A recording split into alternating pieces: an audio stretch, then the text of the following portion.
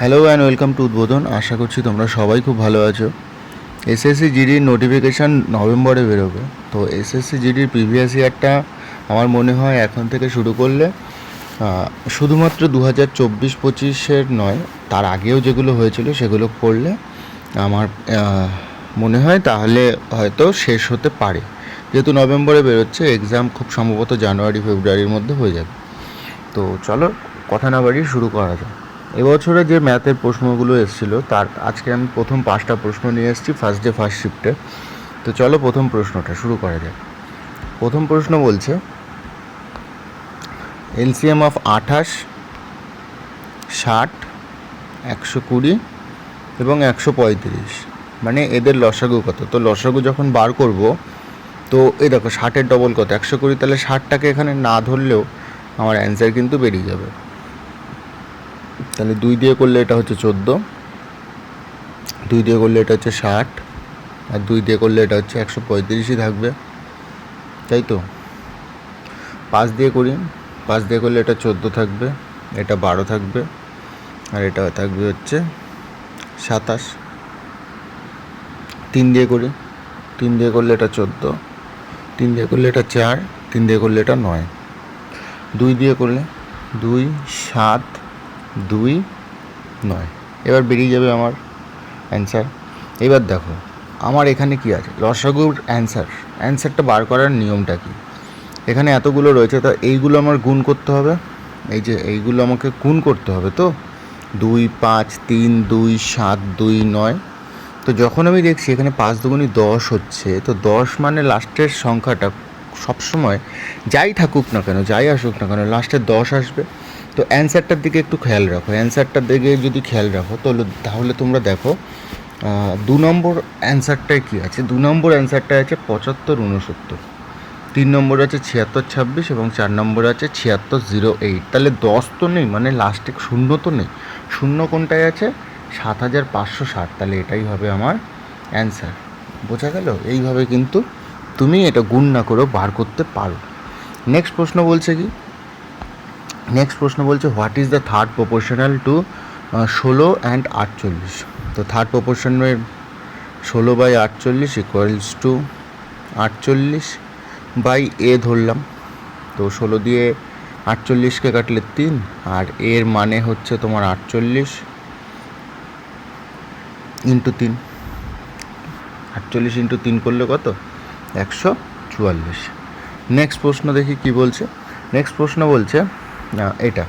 তো দেখো নেক্সট প্রশ্ন এটা, ব্র্যাকেট অফ, আমরা জানি বদমাশের রুল, BODMAS। প্রথমে ব্র্যাকেট অফ ডিভিশনের কাজ করতে হবে। তো ব্র্যাকেট অফ ডিভিশন আছে, এটা আমরা বার করি। এটা হচ্ছে 6, 6টা 48 ইন্টু এটাকে যদি করো, এটার মধ্যে এই ব্র্যাকেটটা এখানে, তাহলে এটা হচ্ছে 4। তাহলে 40/4 ইন্টু 4 হবে, 4 4 কেটে যাবে, 40 থাকবে। তাহলে 49/7 এটার, তার মানে কি এটা 7। তাহলে 7 + 40 কত? 47। 47 ইন্টু এখানে 6 ছিল, তাহলে 6 ইন্টু 47 করলে কত হবে? 6 7 42, লাস্টে 2 আসছে ইউনিট ডিজিটে, তাহলে 282 হচ্ছে এটার অ্যান্সার। ভালো করে বোঝো, আমি আরও একবার বলে দিচ্ছি।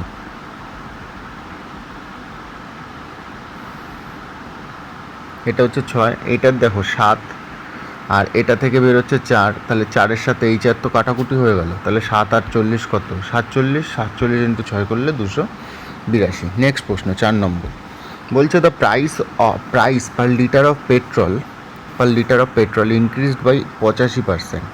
ঠিক আছে, তাহলে পেট্রোলের দাম, এটা হচ্ছে ধরে নাও আগে, বিফোর, আর এটা হচ্ছে আফটার। ঠিক আছে, পেট্রোলের দাম কী হলো? 85% বেড়ে গেল। 85% মানে আগে যদি 100 থাকতো, এখন হয়ে গেল কত? 185%। ভালো কথা। বলছে by what percent should its consumption be reduced such that expenditure on it increased by 48% only. বাংলায় কী বলছে? পেট্রোলের দাম 85% বেড়ে যাওয়ার ফলে কত পার্সেন্ট তার কনজামশন, মানে তার মানে কনজামশনটা কমাবো যাতে খরচটা মাত্র 48% বাড়ে। ঠিক আছে, তো price into consumption equals to কি, এক্সপেন্ডিচার। তো এক্সপেন্ডিচার আমার বাড়বে কত, 100 থেকে মাত্র 148%, তাই তো। তো এটা এক্স ধরলাম, এটা ওয়াই ধরলাম। তো আমরা করব কি, এই দুটো গুণ করেই তো হচ্ছে গিয়ে এটা আসবে। তো 100 into x by 185 into y equals to 100 by 148, এইরকম আসবে। তাহলে 100-র সাথে 100 কাটলো, তাহলে এক্স বাই ওয়াই কত হবে, 185 বাই 148, ঠিক আছে। তো এক্সের মান কত, 185, আর এটার মান কত, 148। তো এবার এটা কমবে, তাই না, 185 থেকে 148, ভালো করে বোঝো। 185 ছিল কনজামশান, সেখান থেকে কমে গেল কত, 148-এ। তাহলে আমি এটা অন্য একটা কালি নিয়ে করি, তাহলে একটু বোঝার হয়তো সুবিধা হবে। এটা ছিল 185, হয়ে গেল এটা 148, কত পার্সেন্ট কমছে সেটাই জানতে চাইছে। তো 37 কমছে, 37 কমছে কতর ওপর, 185-র ওপর, ইন্টু 100। 37 দিয়ে এটাকে কাটলে হচ্ছে 5 দিয়ে এটাকে কাটলে হচ্ছে 20, তাহলে 20% আমার কমলো। ভালো অঙ্ক। নেক্সট প্রশ্ন কি বলছে, বিপুল ইনভেস্টেড এ সাম অফ 5400 এবং বিজয় ইনভেস্টেড এ সাম অফ 9400। মানে কি বলছে, বিপুল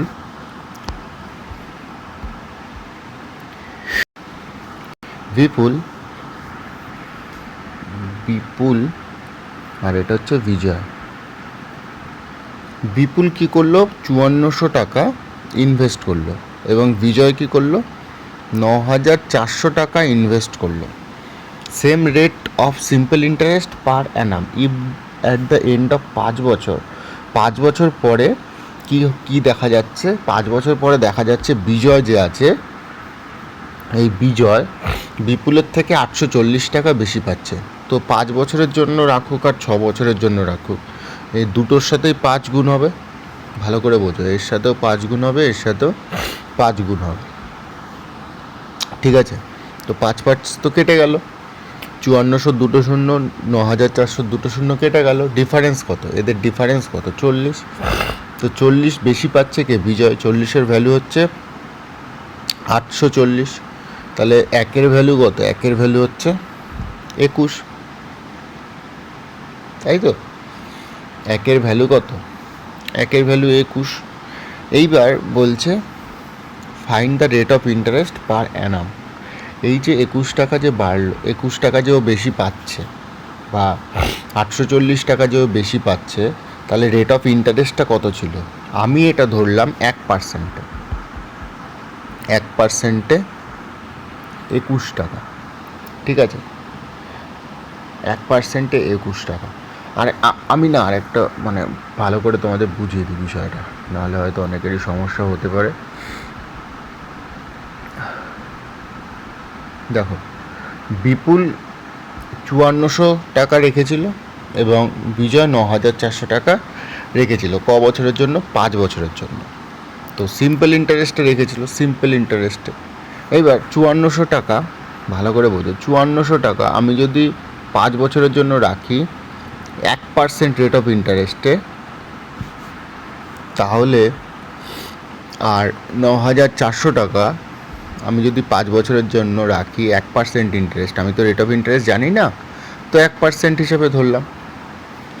তো 100, দুটো শূন্য, এখানে দুটো শূন্য, এটা দুটো শূন্য কাটলো, তাহলে 54 ইন্টু 5 করলে আমার হচ্ছে 270, আর 94 ইন্টু 5 করলে আমার হচ্ছে 470।